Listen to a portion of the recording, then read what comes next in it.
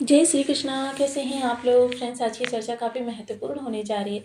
आज हम चर्चा करने जा रहे हैं ऐसे प्लेनेट की जो आपके जीवन में भोग विलास के लिए काफ़ी महत्वपूर्ण स्थान रखता है। हमारे जीवन में देखिए, शुक्र केवल भौतिक सुख सुविधाओं के लिए नहीं जाने जाते हैं, बल्कि आपके जीवन के हर अहम बिंदु पर इनकी दृष्टि रहती है। जैसे अगर बाल्यावस्था की बात करें तो बाल्यावस्था में इनकी दृष्टि जो होती है वो माता के द्वारा आपको सुख प्रदान करने पर रहती है। अगर युवावस्था की बात करें तो प्रेमिका या फिर पत्नी के द्वारा आपको सुख प्रदान करने का प्रयास करते हैं। इसके अतिरिक्त अगर चर्चा करें वृद्ध अवस्था की, तो देखिए, वृद्ध अवस्था में ये आपको आध्यात्म की ओर उन्मुख करते हैं। उसके बाद फिर ये संन्यास की ओर उन्मुख करते हैं। तो जीवन के जो 4 आश्रम होते हैं, चारों आश्रम को ये अपने ही प्रभाव से आपको प्रभावित करते रहते हैं। साथ में आपको धन की प्रचुरता प्रदान करते रहते हैं। भोग विलास और साथ ही साथ आपका राजसी वैभव, ये सारी चीज़ें बनी रहती हैं। काफ़ी महत्वपूर्ण प्लेनेट है और सिर्फ एकमात्र यही प्लेनेट ऐसे हैं जो आपके जीवन के प्रत्येक बिंदु को ध्यान में रखते हैं। इसके अतिरिक्त अगर चर्चा की जाए इनके बारे में तो देखिए, काफ़ी महत्वपूर्ण इसलिए भी हो जाते हैं क्योंकि देखिए, जैसे मैंने बताया ना आपको, धन देने की पावर प्रत्येक ग्रह के पास है। हर ग्रह जो है आपको बहुत ज़्यादा प्रचुरता में धन दे सकता है, लेकिन उस धन में ऐश्वर्य, राजसी पुट और साथ ही साथ उस धन का भोग करने की प्रवृत्ति, ये सिर्फ शुक्र के पास ही होती हैं। शुक्र ही आपको उस धन का भोगी बनाता है। उस धन का प्रयोग अपने ऊपर किस तरीके से किया जाए, वस्त्र के द्वारा, भोजन के द्वारा या ऐशो आराम के द्वारा, सुख सुविधाओं के द्वारा, ये सब कुछ शुक्र के द्वारा ही संचालित होता है। तो आपने देखा कि शुक्र हमारे लिए कितने महत्वपूर्ण ग्रह हैं।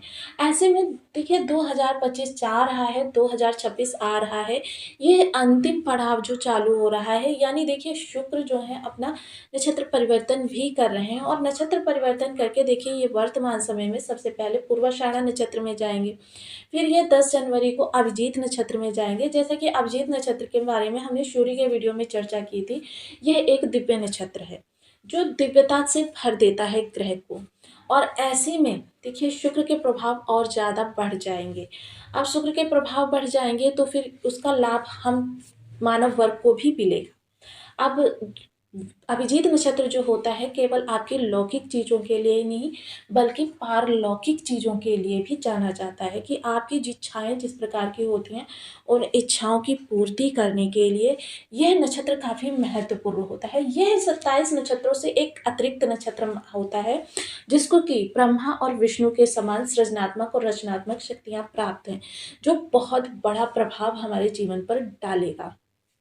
इसके अतिरिक्त अगर चर्चा करें तो इस समय शुक्र आपके दसम स्थान से गोचर कर रहे हैं। शुक्र जब दसम स्थान से गोचर कर रहे हैं, इसका मतलब ये है कि इस समय ये आपके कार्यभार को भी संभाल रहे हैं। यानी कि इस समय आपके जीवन में बहुत बड़ा बदलाव देने की क्षमता है शुक्र के पास। और शुक्र देखिए अपना जो इस समय पर विशेष प्रभाव दे रहे हैं, पूर्वाषाढ़ा के माध्यम से दे रहे हैं, क्योंकि 31 दिसंबर को इन्होंने अपना नक्षत्र परिवर्तन किया है, पूर्वाषाढ़ा नक्षत्र में प्रवेश किया है। पूर्वाषाढ़ा नक्षत्र स्वामी जो होते हैं शुक्रदेव स्वयं होते हैं। यानी कि इस समय खुद के नक्षत्र से किस तरीके के आपको प्रभाव प्रदान करने जा रहे हैं, क्योंकि इसका प्रभाव जो है जीवन के प्रत्येक पहलू पर देखा जाएगा। चाहे वो आपका स्वास्थ्य हो, चाहे आपका कार्यभार हो, चाहे आपकी आजीविका हो, आपका जीवन साथी हो, प्रेम संबंध हो या फिर आपकी संतान हो, हर जगह से देखा जाएगा। सबसे विलक्षण बात इस समय पर ये हो रही है क्योंकि शुक्र के पास स्वयं की एकमात्र दृष्टि है, सप्तम दृष्टि। लेकिन इस समय मंगल के साथ होने की वजह से यह दृष्टियां जो हैं अतिरिक्त दृष्टियों में बदल गई हैं। यहाँ पर शुक्र के पास 3 दृष्टियां और भी प्राप्त होंगी। और अच्छी बात इससे और क्या हो रही है कि जो मंगल के माध्यम से चतुर्थ दृष्टि होगी वह सीधे प्रभावित करेगी आपके लग्न को। अब लग्न पर शुक्र का होना यानी कारकत्व को प्राप्त होना, और यह एक तरीके से आपके लिए अति विशिष्ट कार्य से भी सुप्रभाव प्रदान करने जा रहे हैं। आपके जीवन की समस्याओं से निवृत्ति करने जा रहे हैं, समस्याओं का समाधान और जीवन में आगे की ओर उन्नति, यह शुक्र के प्रभाव से ही प्राप्त होती हुई दिखाई देगी। शुक्र जब भी आपके लिए सहयोगी होते हैं तो आपके जीवन में धन, संपदा, मान सम्मान, प्रसिद्धि, विवाह, विवाह सुख, कीर्ति, वैभव, ये सारी चीज़ें भर भर के भर देते हैं। तो आइए जान लेते हैं आगामी समय में शुक्र आपको किस तरीके से और ज़्यादा प्रसन्न करने जा रहे हैं, सुखवान करने जा रहे हैं। तो बने रहिए हमारे साथ इस वीडियो में एंड तक, आपको बहुत कुछ जानने के लिए मिलेगा। वीडियो बहुत ज्ञानवर्धक होने वाला है। यदि आपकी लग्न में 12 नंबर बना हुआ है तो ये राशिफल आपके लिए है। यदि कुंडली में कहीं भी चंद्रमा के साथ 12 नंबर बना हुआ है तो ये राशिफल आपके लिए। कुंडली ना होने की स्थिति में आप इसे नाम राशि से भी देख सकते हैं। यदि अभी तक आपने अपने इस चैनल को सब्सक्राइब नहीं किया है तो प्लीज़ सब्सक्राइब कर लीजिए, वीडियो को लाइक कर दीजिए, चैनल को शेयर कर दीजिए। इससे होगा क्या कि हमारे आने वाले हर वीडियो की नोटिफिकेशन मिल सकेगी आपको सबसे पहले। एक प्यारा सा कमेंट करना बिल्कुल ना भूलें। कमेंट से हमें बहुत मोटिवेशन मिलता है, हौसला मिलता है और ये पता चलता है कि आप और क्या जानना चाहते हैं। तो शुक्र देखिए इस समय दसम स्थान में बैठे हुए हैं। दसम स्थान में इनकी जो युति हो रही है बुध, सूर्य और मंगल के साथ में हो रही है। और शुक्र जब पूर्वाषाढ़ा नक्षत्र में जाएंगे जो जिसकी स्वामी स्वयं है, तो ये और ज़्यादा शक्तिशाली हो जाएंगे। अब पूर्वाषाढ़ा नक्षत्र के अगर हम नवमांश की चर्चा करें तो कि देखिए ये सिंह से लेकर धनु नवमांश तक का प्रभुत्व करेंगे। अब सिंह में जब ये जाएंगे तो ऐसे में आपके अंदर देखिए प्रसन्नता तो भरी रहेगी, लेकिन साथ ही साथ एक आत्मविश्वास, एक कॉन्फिडेंस भी होगा, जो कि आपके कार्य क्षेत्र के लिए बहुत अच्छा होगा। किसी भी विपरीत परिस्थिति को अपने लिए अनुकूल करना, ये विशेषता होगी यहाँ पर कि विपरीत परिस्थिति में यानी उल्टी धारा के प्रवाह में किस तरीके से आपको आगे बढ़ना है, ये आपको आता होगा।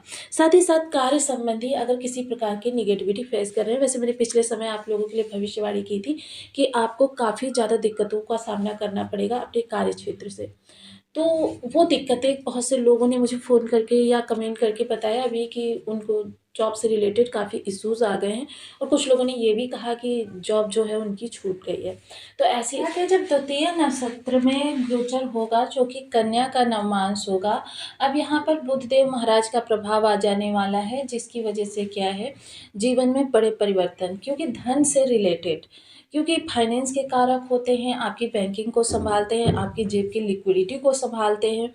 तो फाइनेंस के कारक क्योंकि बुद्धि के प्रदाता भी होते हैं, तो ऐसे में आपकी बुद्धि जो होगी बहुत चतुराई भरी होगी। किस कार्य को अपने फ़ेवर में किस तरीके से लेकर आना है, यह इस समय बुधदेव आपको प्रदान करेंगे। वहीं आपके कार्य से रिलेटेड दक्षता, यानी कि कार्यों को किस तरीके से किया जाए कि वो और बेहतर हो सके।